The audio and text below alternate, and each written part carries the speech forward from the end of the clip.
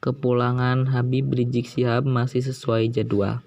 Awalnya Habib mengumumkan langsung dirinya dan keluarga akan terbang dari Saudi Arabia ke Indonesia pada pekan depan. Pengumuman kepulangan Habib Rizik itu disiarkan di akun YouTube Front TV pada Rabu 4 November 2020. Habib Rizik Syihab terbang dari Arab Saudi pada pukul 19.30 waktu setempat dan tiba di Jakarta di Bandara Soekarno-Hatta pada pukul 9.00 waktu Indonesia Barat. Habib Rizik bertolak dari Arab Saudi ke Indonesia menumpangi pesawat Saudia pukul 19.30 waktu setempat. Pesawat yang ditumpangi Habib Rizik ini diperkirakan akan mendarat di Bandara Soekarno-Hatta pada 10 November 9.00 waktu Indonesia Barat. Dari bandara, Habib dan keluarga akan langsung ke kediamannya di Petamburan, Jakarta Pusat. Jadwal kepulangan Habib Rizik disebut masih sesuai rencana awal. Habib Rizik dijadwalkan tiba di Bandara Soekarno-Hatta pada tanggal 10 November tahun 2020 pagi.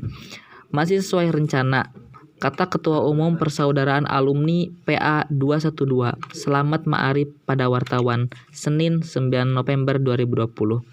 Meski demikian, Selamat belum bisa memperkirakan jumlah massa yang akan menyambut Habib Rizik.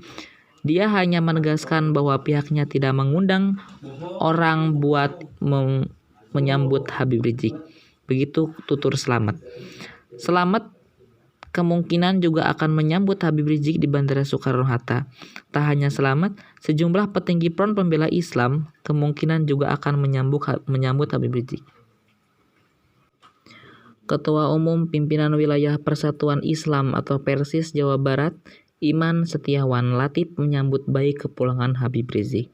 Saat ditanya mengenai rencana massa dari berbagai elemen keagamaan yang akan menjemput Habib Rizik Syihab, Imam mengatakan hal itu merupakan reaksi yang wajar.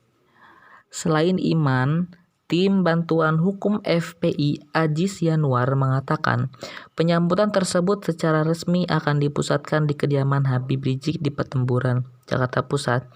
Ajis mengatakan tak ada prosesi khusus yang disiapkan dalam penyambutan Habib Rizik besok. Usai melakukan penjemputan di Bandara Soekarno-Hatta, pihaknya akan langsung mengantar Habib Rizik ke rumahnya.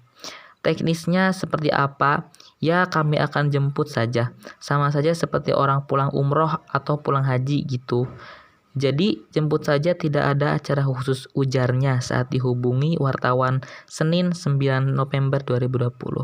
Terkait apakah akan ada penyambutan khusus di bandara, Ajis menekankan bahwa pihaknya hanya mengakomodir umat di Petamburan saja. Teknis pemberangkatan diserahkan kepada masing-masing organisasi. Dengan berkembangnya suatu teknologi dan informasi, dengan mengglobalisasinya hal tersebut, maka di sini kita dapat analisis bahwasannya kepulangan Habib Rizik ini diumumkan lewat channel YouTube TV dari Front Pembela Islam itu, sehingga para masyarakat pendukung Habib Rizik itu mengetahui. Nah, dengan inilah dampak daripada suatu globalisasi di bidang teknologi dan informasi. Globalisasi itu sendiri adalah mengglobal. Jadi semua informasi itu di dunia manapun diketahui karena tiada lain karena pertama internet. Begitu. Itulah salah satu dampak daripada globalisasi di bidang informasi yang dalam hal ini adalah dalam hal kepulangan Habib Rizik. Lain daripada globalisasi, ternyata hal ini juga dapat menimbulkan suatu kelompok sosial, di mana pengertian kelompok sosial adalah sekelompok orang, sekelompok golongan yang berkumpul, berinteraksi satu sama lain, dan mereka memiliki struktur, juga mereka pun memiliki tujuan yang sama atau untuk kepentingan bersama. Syarat-syarat daripada terbentuknya kelompok sosial menurut Sujono Sukonto, pertama adanya kesadaran, di mana mereka memiliki kesadaran dalam diri hati mereka masing-masing bahwasannya Habib Rizik yang menjadi panutannya itu akan datang. Jadi mereka pun terdorong hatinya begitu.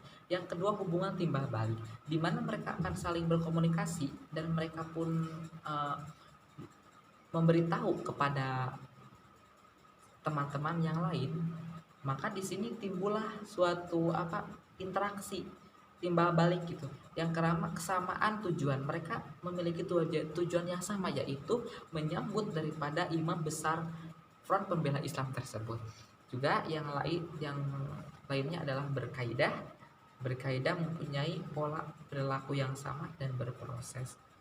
Tipe daripada terbentuknya kelompok sosial ini kita bisa golongkan ke dalam tipe namanya eh, Ferdinand Tunis menyebutkan ini sebagai tipe Giselle atau Patembayan, di mana terbentuknya suatu kelompok tersebut bukan atas dasar keturunan, tapi atas dasar ikatan kepentingan bersama, begitu.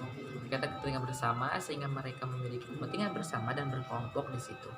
Nah, dalam hal ini ada beberapa ciri daripada kelompok tersebut, yaitu pertama, keanggotaan yang bersifat sementara. Betul, karena ketika sudah berkumpul di situ ya udah, kalau udah bubar ya bubar aja gitu. Yang kedua, sementara. Yang kedua itu anggotanya bersifat sementara. Terus para anggotanya itu berhubungan secara resmi. Di situ kan resmi, ada Front Pembela Islam, adalah kerja dan sebagainya. Jadi kita dapat simpulkan bahwasannya berita yang sedang hangat ini, yaitu kedatangan Habib Rizik Syihab ke Indonesia pada tanggal 10 November bertepatan dengan Hari Pahlawan 2020 ya tentunya. Maka di sini analisis saya dapat disimpulkan bahwasannya hal ini tidak terlepas dari namanya globalisasi, terutama dalam bidang informasi. Karena ketika diinformasikan di Saudi, kesininya juga berjalan dengan cepat begitu.